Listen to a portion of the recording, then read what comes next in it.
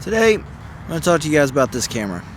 Before I do a review on a camera, I like to really use it. I don't like to use it for like a day or two and then tell you what I think, because I just don't think I can get a quality review out in time. So I've had this thing for a couple of months. I've been shooting with it a lot.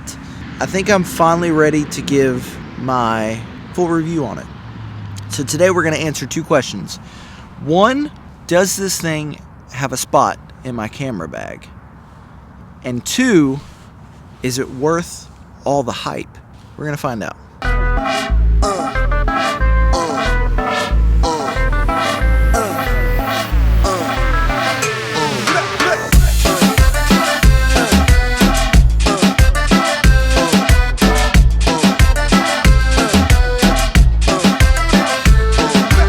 We'll start with, why did I buy this thing to begin with?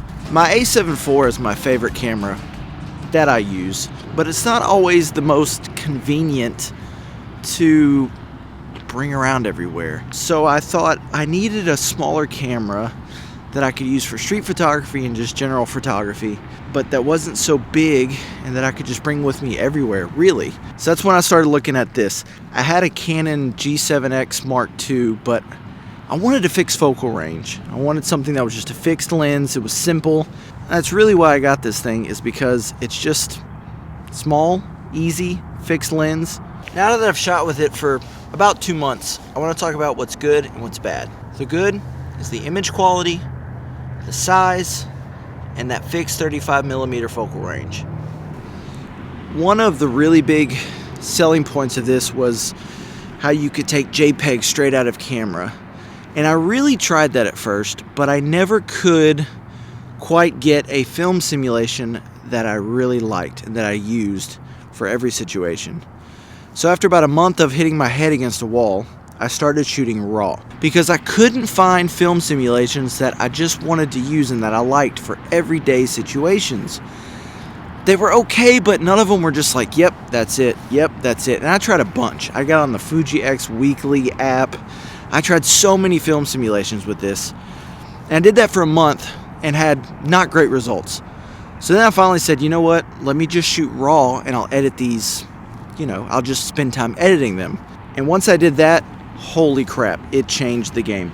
I know everybody hypes up the JPEG straight out of camera on this, but that's just not the way I shoot. And so when I started shooting RAW and taking time to edit them, I found that, man, I got some really great photos out of it. And that changed it a lot. Well, miss, I guess I'll be on my way now. You just give me a...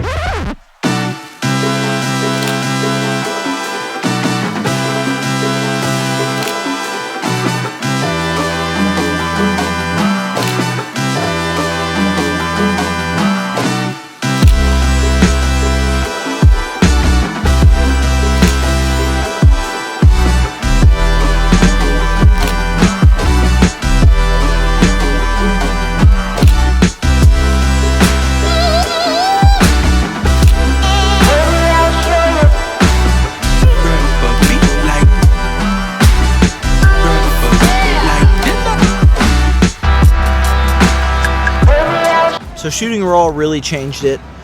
It's compact, so you can really bring it almost anywhere, and the image quality is so great. The bad is probably the price. It's a little overpriced in my opinion. I bought this used for right at $1,000, but they're typically over $1,000 to get one. That's just really expensive to me for this type of camera. It's a great camera, but I don't think it's worth $1,000+ for this camera. I don't think it is. When I've taken it out for street, it gets good images, but I always find myself wanting to use my a7 IV.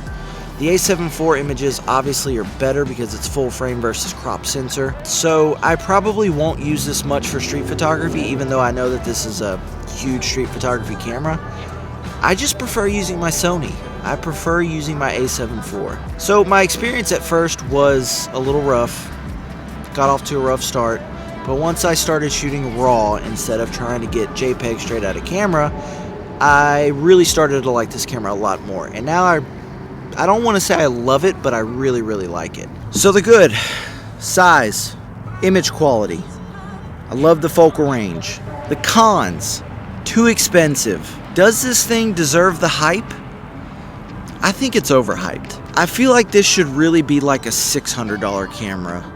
Instead, it's like a plus $1,000 camera. I think you can find just as good for a fraction of the price. I like this camera.